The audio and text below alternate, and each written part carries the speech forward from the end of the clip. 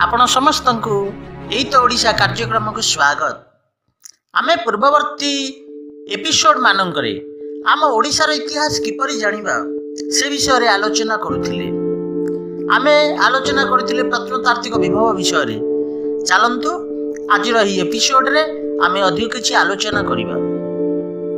आम राज्यर मयूरभंज जिला से गोटे कुचाई अच्छी कुचाई ठारे जो प्रत्नतात्विक खनन होला से किति नूतन प्रस्तर जुगर हाथ हथियार मिला समस्ते आश्चर्य हो गले।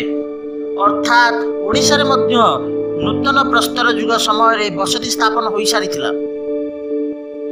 आमर अनुगुल निकटस्थ सानकेरेजिंगा जो खनन होला से नूतन जुगर जो नूतन प्रस्तर जुगर हाथ हथियार मिला से सानकेरेजिंगा ठारे शव पता जीवार प्रणाली लोकलोचन को आसिला।